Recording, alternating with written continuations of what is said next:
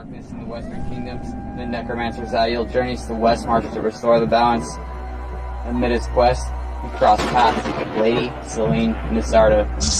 Last hired to an ancient house who seeks a necromancer to help convene with her late husband. But they summon Lord Nisardo's spirit in the moldering crypt beneath the family estate. Zael and Selene stumble upon something unexpected. I never knew the plot to unleash the demon Astrugot and his minions on Sanctuary.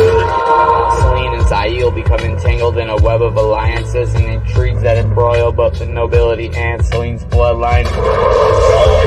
Prepare a horrific ritual to ensure his coming. Enos return. The moon of the spire is at the heart of the mounting evil in Westmarch. Wields no weapons.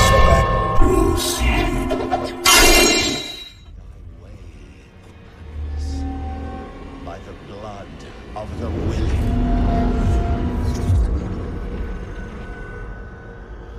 We call thee home. 1. The thick gray clouds enshrouded much of the northern side of the mountains. A chill wind cut deep into the flesh of every man in the party, save the slim, cowled figure in the thin, black travel cloak guiding the party. At this level, there were even traces of snow, and especially frost. The frost was very prevalent, giving the forest of firs through which they stalked a death-like sheen. 2 paces behind their guide, Lord Aldrich Jitten drew his own thickly furred cloak tighter. From under the hood of the rich brown and white garment, the red-haired noble narrow eyes, one deep brown and the other ice blue, darted back and forth along the landscape, seeking. His square jaw clenched in impatience. How much farther, sorcerer? He muttered, his words accompanied by dense white clouds. Not much farther at all, my lord. The black-clad figure calmly replied. Unlike the noble and the 5 burly men-at-arms, he strode along the uneven path as if on a pleasant afternoon hike. His voice was surprisingly deep for so thin and studious-sounding a figure, even deeper than Lord Jitten's. He glanced back at the broad-shouldered aristocrat, a man built much like the fighters who served him, revealing glimpses of a head with short-cropped gray hair and an angular face with matching eyes so narrow they made Aldrich seem round. The skin had a darker, slightly yellowish cast to it, almost as if the speaker suffered jaundice. In fact, I dare say, the first hints will soon manifest themselves. I sense nothing. Your skills are not as honed as mine are, my lord, but that shall be remedied soon enough, yes? Aldrich grunted. That's the point of all this, isn't it, sorcerer? The lead figure turned his gaze forward, leaving the noble only the back of his black hood at which to gaze. Yes, my lord. They fell to silence again. Behind Aldrich, the 5 servants struggled under heavy packs. In addition to foodstuffs and blankets, they carried pickaxes, huge hammers, and shovels. Each man also wore a sword at his side. As desolate as the forest seemed, there were dangers, especially from night howlers. The huge beastmen were rare to find, not that most were so foolish as to go hunting for them, but when encountered had to be slain quickly. Night howlers thrived on meat, including human flesh. Legend said that they had always not been so monstrous, but no one in the Western Kingdoms cared about such legends. It was the blood-soaked facts that mattered. The only good night howler was a dead one. After all, as Lord Aldrich Jitten could attest, the dead ones at least made for fine, warm cloaks, like the one he wore. Several more minutes passed, and still the noble sensed nothing. He probed for some distance ahead, and only noted the continual emptiness of the mountainous lands. Even for this part of the southeastern Westmarch, the region was desolate. Not at all like the lowlands, where the lush, rich soil and pleasant rainfall made this part of the Western Kingdoms the envy of all other regions of the world. Even the thick fir forest through which they trudged felt sterile, more a ghost than a living thing. Lord Jitten grunted. And this had once been the heart of the ancient Westmarch? This had once been where the vast dominating estates of the Sons of Rakkus had loomed over the first beguiling kingdoms of the land.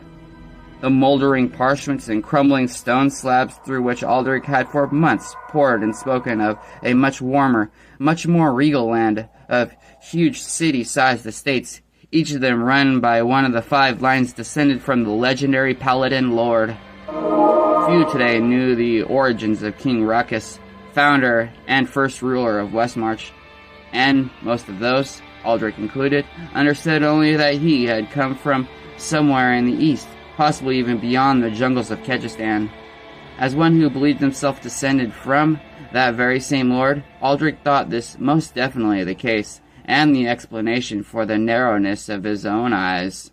What happened to the last of the Rakkus line was up to conjure, albeit by very few, since the legacy was all but forgotten in modern times. Lord Jin gathered from what little existed that, somewhere deep in the past, there had been a struggle for power between factions over an object of power. In fact, there had been more than one reference to it, and that had been what had first instigated him to search on. Yet until the chance encounter with his foreign companion ahead, the noble had found only dead ends. And dead ends were not something Aldrich needed. The dreams were growing worse with each night. They tortured and beguiled him at the same time.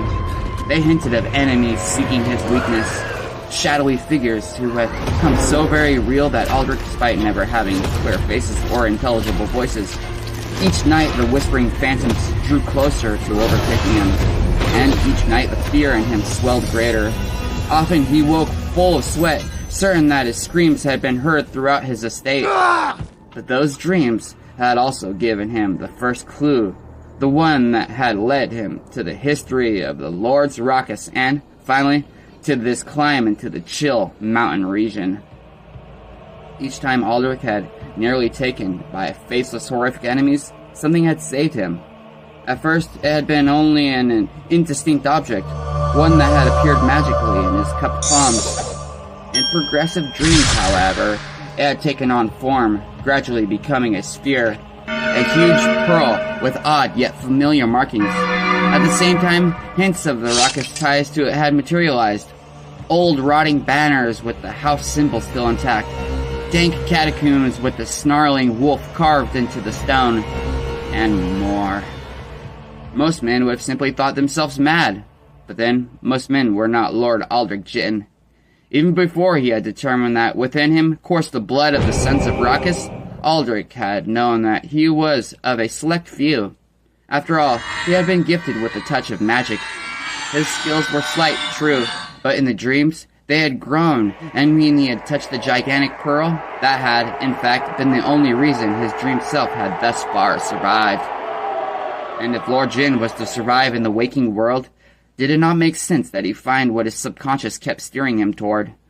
Did not all his dreams and research mean to culminate in locating what the Eastern Devil called the Moon of the Spider? Aldrich stood as if suddenly as frozen as the trees around him. He glared ahead hopefully, but saw only more of the same bleakness. Sorcerer! The noble snapped. What by the lords was that utterance for? There's nothing here! His guide did not even look back. Your senses are not attuned enough, my lord. You cannot see what there is to be seen, but I promise that it lies just before us. One arm stretched back, the narrow yellowed hand gesturing Aldrich forward. Step up, and I will show you a taste of what you desire to wield. Lord Jin needed no encouragement. Driven by his demons, he battled his way up to where the slim figure awaited him. The 5 servants, much more encumbered, did their best to follow their master. Where? Where, damn it? All that stood before him were mounds of stone and ice in the same endless forest. The yellowed hand suddenly reached out and seized his own, squeezing with a strength that made Aldrich wince. And the Western aristocrat did. Everything was as it had been before, and yet now Aldrich saw distinctions that his sweeping glance had so quickly dismissed. The mounds of stone and ice had definition, if one only looked close, definition that nature could have not created on its own. Lord Jin stared up the length of the mountainside and took in the full scope of what those definitions meant. Can you sense it now? Asked his companion, releasing his grip on the noble. Aldrich nodded. How could he miss it now? More to the point, how could he have not sensed it in the first place? The stronghold of the last of the sons of Rakkus. Ahead lay what to the ignorant simply appeared a large, oval depression between two ridges. Of course, those ridges were much too uniform and, to Aldrich's now awakened senses, were the flanking walls of the entrance to a much larger structure, rising up several stories above. The Lords Rakkus had built their massive estates into the very mountains, carving out the rock where needed, adapting it where it was not. Now Aldrich saw the steep city that they had built, each level once luxurious and spanning. There were small terraced villas and garden walkways, all draped by the culmination of centuries of weather. Higher up stood a tower from which the ruler himself would look down upon his realm. Aldrich squinted, noting that what had appeared to be an outcropping near the top was actually the thrusting arm of a great statue that might very well have been of Rakkus himself. The noble grinned as he drank in the truth. Buried beneath the snow, ice, and stone was a structure to rival any of which he had seen or heard, especially in Westmarch. Behind him, the men-at-arms muttered excitingly among themselves. They no doubt thought of treasure. Aldrich paid them little mind. He already knew that anything of such base value had long been stripped away in the aftermath of the Lord's downfall. The riffraff would have to be satisfied with what he so generously paid them. But as for his own treasure quest, his eyes were drawn to the depression at the base of the sprawling ruins. Marching up to it, Lord Jin confronted the layers of earth and ice he was now certain kept him from his goal. He turned back to his servants, snapping, Well, drop that gear and come dig. They immediately set to work, rightfully fearful of their lord's wrath. As the clatter of picks and shovels echoed throughout the otherwise still region, Aldrich could not help feeling as if the clamor might somehow stir up the ancient rulers themselves. Curiously, he found himself more fascinated than uneasy. So little was known of them, and, as likely one of their last descendants, Aldrich felt their history was his. Had matters turned out differently, perhaps he would have now sat at that high tower, master of all Westmarch and beyond. Master of all. It occurred to the aristocrat then that perhaps it was even they who had reached out from the abyss of death to give him this key to his future. With it, all his enemies, known and otherwise, would be swept away before him. Then, a heavy-set, flaxen-haired servant wielding a pickaxe abruptly screamed. He and his weapon fell through a sudden collapse in the ice and rock, and a darkness like a hungering mouth swallowing him in an instant. The other workers leapt back rather than risk themselves in a vain attempt to save him. Lord Jin reached the hole just in time to hear the fatal thud. He ignored the mishap, instead eagerly peering down into the darkness. A light! I need a light! He ordered. No sooner had he demanded it than suddenly a pale bone-white glow appeared next to him. It emanated from an object in the hooded figure's hand. The voluminous sleeves of the cloak obscured it from Aldrich's view, but all that mattered to the noble was now he had the means by which to see what lay within the mouth. Cracked stone steps turned on a rightward spiral for 2 floors. The hapless worker's broken body lay to the side of the bottom step, his pickaxe just to the edge of the illumination. Shall we descend, my lord? Asked the shredded spellcaster. Lord Jin answered by immediately doing so. The figure next to him chuckled, then followed after. The peculiar illumination wielded by Aldrich's guide cast an eerie presence over the stone chamber as the party descended.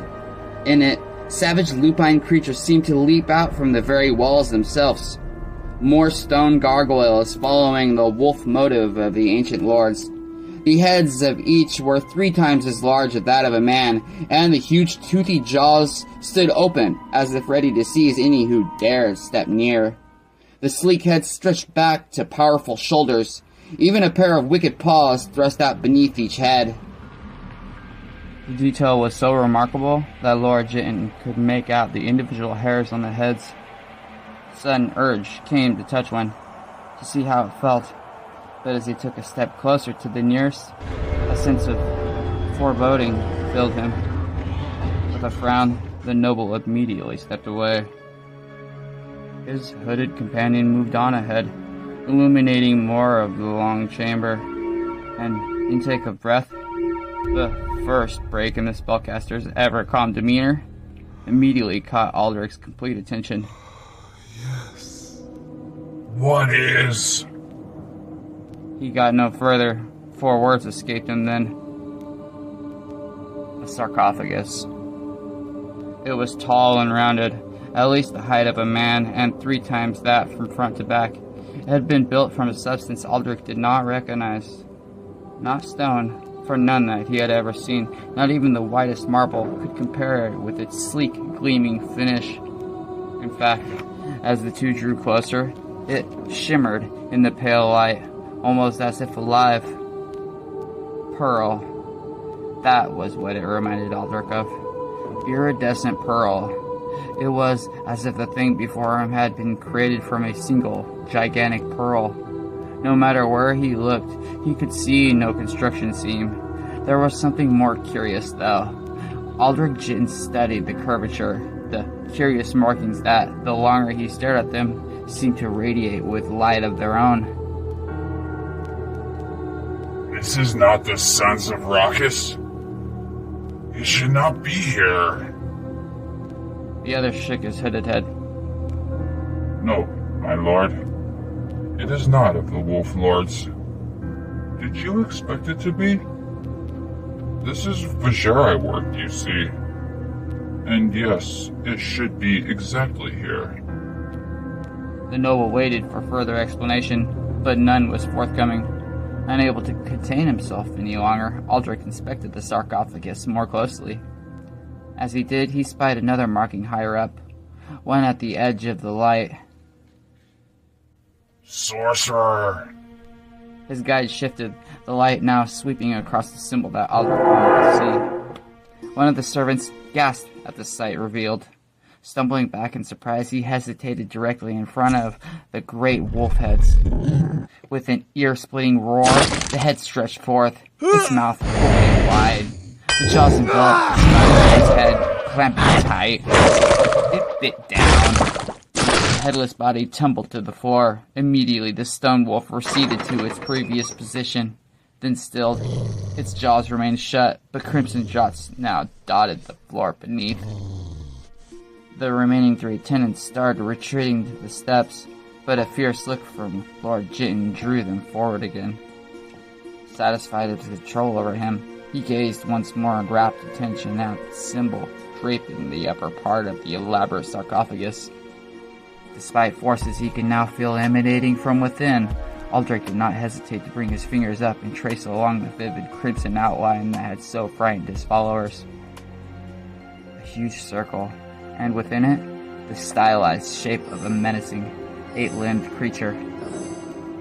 An arachnid. The sign of the moon of the spider. The noble whispered. Did I not promise? Asked the other. Lord Jitten began seeking some manner by which to open the sarcophagus, but his grasping fingers could still discover no crack, no handle. Are we in time? We are. The more his efforts proved for naught, the more frantic Aldrich's search became. He started banging his fists on the top, striking the spider emblem hard. Finally, he whirled on the servants. Get open! Hurry! With clear reluctance, they came forward with pickaxes. My lord, began the hooded spellcaster. Jitten did not listen. He pointed at the center of the arachnid. There! Strike there! As when the trio laid into the effort, striking with practiced efficiency. Once, twice, thrice, each tool bit into the top of the sarcophagus, almost always pinpointing the spider symbol perfectly, but not one of the strikes so much as marred the surface of the structure. The head of one pickaxe cracked off, flying through the chamber and clattering against the wall. At that point, Aldrich ordered the 3 men back. Sorcerer? I have the means, yes. An enraged Lord Jitten turned on his guide. Then why did you let us waste precious time? Rather than point out that he had attempted to tell the noble earlier, the spellcaster suggested, Those 3 would make better use of themselves at the moment, lighting torches. We will need the fire's illumination in a moment. A wave of Aldrich's hands set the servants to work. Within seconds, 2 of them wielding blazing torches. At that point, the outlander hid away the object he had used to first light up the tomb. Pushing back his hood, he surveyed with satisfaction the sarcophagus. Make your choice. I await. What a tangled web we weave. Proceed. One hand came up. In the palm, a tiny black crystal glittered. As it is sacrifice. Suddenly, the crystal sprouted tiny legs, 8 in all. To the astonishment of all save its master, it leapt from the palm, landing readily atop the symbol on the sarcophagus. Where the pickaxes had made not even the least penetration, the 8 limbs thrust with utmost ease into various parts of the lid surrounding the center of the crimson image. There was a brief hiss, and the rounded top slid back. Lord Aldrich Jitten did not question where his companion had procured the macabre key. All that mattered was that the way was open. Leaning, he eyed the contents. A long robed form lay stretched within. There was something amiss about it. Bring the torches up. I can't see. Aldrich commanded. In the fire, the occupant was revealed. Although he had already expected it not to be the remains of one of the Lord's Rockets, the identity of the entombed figure still startled him. It's one of their own. A Vajeri. The Vajeri were sorcerers whose origin also lay in the east, but they were of a more worldly nature than Aldrich's companion. They had ambitions and desires, and in his life, Lord Jitten had paid some of them for nefarious services. Not all were of such dubious nature, but to Aldrich, the distinction between good and bad Vajeri was negligible. But why waste such an effort for the burial of one of their own in this of all places? Why make such a trek here in the first place? Skin still covered the bones of this ancient spellcaster, as did wisps of long gray beard and hair. The familiar orange-colored, wide-shouldered robes called the Turanash, a style hardly changed after centuries, wrapped around the macerated body. Golden runes supposedly designed to enhance the wearer's power and protect him from harm lined the garment. A gold breastplate and belt gave some hint of past glory and riches, but such things were of no such interest to the noble. At the mummy's left side lay one of the rune-etched staves generally wielded by those of the order. In the gnarled, gaunt hands resting atop lay the object of Lord Jitten's quest. It was not as large as in his dreams, but it was no less spectacular. The size of an apple, maybe a bit more, but that was it. It resembled a pearl of lunar radiance. A perfectly round moon that somehow made the sarcophagus seem crude and dull. An entire city, nay, all of Westmarch, could surely have been bought with it. Had there been no more to the artifact appearance, perhaps Aldrich would have done just that, for then it would have been otherwise useless to him. As it was, though, Even the clawed fingers of the dead Vajera could not obscure the 8 ebony streaks perfectly crisscrossing the pearl. They were the reasons for its name.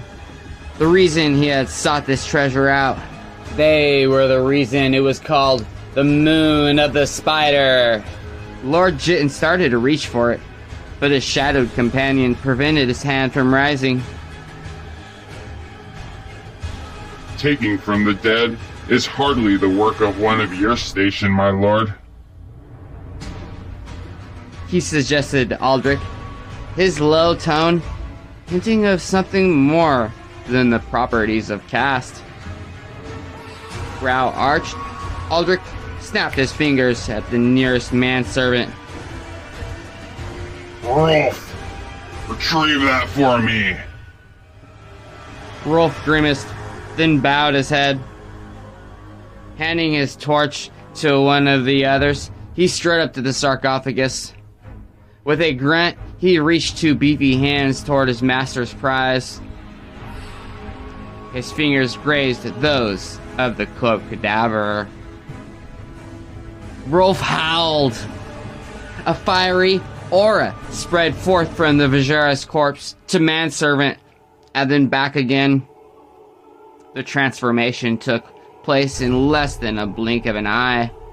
The very life essence was sucked from Rolf, as Lord Jitten might have sucked the juice from a piece of orange. The manservant's skin shriveled and his eyes sank into their sockets. His burly form melted into a wrinkled skeleton. He tried to the very end to pull free, but could not. As his dry corpse collapsed in a grisly heap upon the floor, the mummified Vajera sat up. His skin was still dry and cracked, but there was some flesh beneath it now. The ghoulish visage shifted, yellow teeth suddenly barred and the lids opening to reveal not eyes, but a sickly yellow pus. A sound arose from the empty throat, and in that same moment, Aldrich sensed powerful magical forces arising. Something surrounded by a pale glow flew from the direction of the noble spellcaster. Aldrich expected it to strike where the ghoul's heart had once been, but instead, it curved upward at the last, burying itself in the decayed figure's forehead. The cadaverous ghoul uttered a harsh gasp and crumpled back into the sarcophagus, his body turning to ash at the same time. The gray-haired man beside Aldrich quietly and calmly walked up to the dust-laden remains and easily pulled free what he had tossed at the ghoul. A dagger, but one that Lord Jitten knew that had not been carved from metal. It was white, but the white of ivory or bone. Even with the torches near, its pale illumination was still noticeable. The path to your desires is now open, my lord. Its wielder remarked. Unwilling to wait any longer, Aldrich Jitten dared seize the Moon of the Spider from what fragments remained of the Vajera's fingers. No terrible spell seized him. No ghoul leapt up to suck his soul away. It was his. At last, it was his.